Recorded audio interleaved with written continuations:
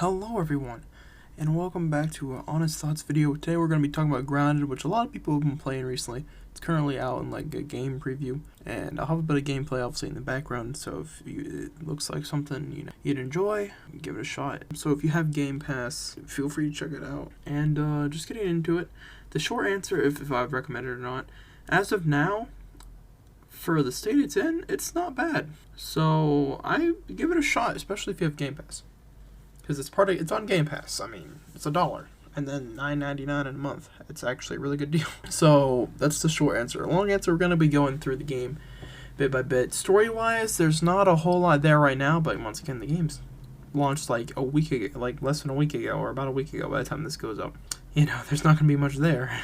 It's not a full game launch. It's a game preview. It's like probably alpha. But for what's there, gameplay wise, story, there's not any story, so I can't really include that in my little honest thoughts / review here.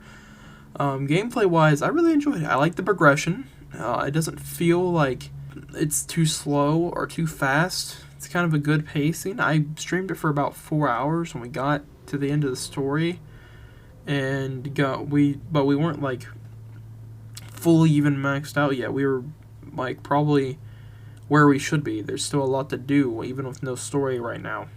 There's daily missions you can also do.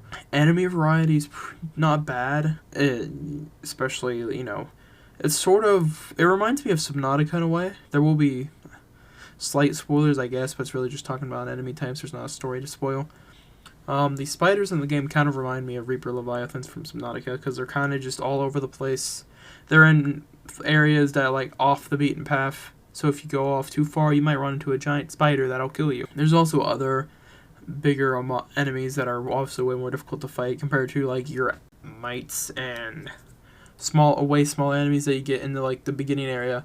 So the way the map's laid out, like any survival game would be, there's the kind of tutorial / the spawn area, which is probably the easiest area to survive. I usually build my first house. There's kind of building mechanic in the game. It's not bad so far with what I've dabbled in, and I usually build my first home in an open area very close to spawn, just because it's a good place to. The only things you'll run into are mites and ants, and don't anger the ants, by the way. It's great because there's the beaten path to the first bit of the story that's still there, but if you go off that path too much, that's where you'll start to run into the bigger enemies and stuff, obviously, and more difficult areas. So it kind of deters you unless you want a challenge from going off the path they've laid out so far.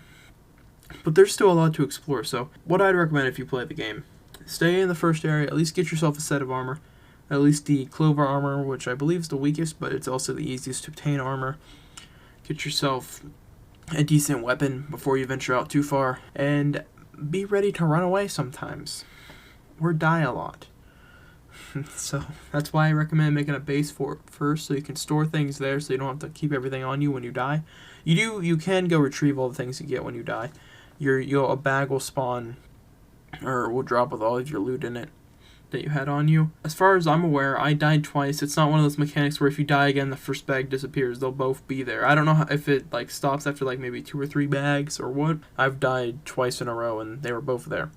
So there's at least that. Now, moving on, kind of the variety-wise and things you can do. Obviously building, exploring. There's a lot of things you can craft. There's a lot of like smaller things you can make, like a cooking area. Obviously, like a tent sort of. It's basically the bed of the game where you can set your spawn and sleep. There's obviously multiple weapons and tools, torches you might need to explore caves, and there's a lot of variety in things you can do. Especially for a game that launched a week ago, not even a full launch. It's pretty much an alpha, or I guess if they want to classify it as beta, not finished pretty much. But for being out for literally a couple days, it runs pretty well too. There's a tad bit of lag, like if you're hosting an online game you won't see it, but anybody who joins you, there's a lag sort of symbol and a bit of lag, and it wasn't just my connection, because we tested it, the guy I was playing with also hosted to see if it would show up for me, and it did. So either we both have terrible connections, which I would doubt, considering both the things we both do that require a good connection, or it's just the game itself, which is a possibility because, like I said, it's in what I would classify as an alpha. I don't know if the game itself classifies as an alpha or if Microsoft does. It's being made by Obsidian, by the way, so that's a good thing. You know, they made New Vegas and Outer Worlds are the two major ones you would think of, probably, and both are good games, obviously. So they have a good track record. I'm pretty excited for the game. I don't think a lot of people just kind of dismissed it at the Xbox showcase and all that. I was kind of like that at first, but you know, playing it and actually getting my hands on it, be able to play it, I enjoyed it so far. I'll probably play a little bit more, and then you know, probably have to wait for some updates. But I'll definitely keep track of this game. It's definitely a fun time. So if you're just looking for something to play it for a night or two with your friends, it's up to 4 players. Some of the dialogue is pretty cool. There's actually a lot of dialogue, surprisingly. Probably one of the first things they got done.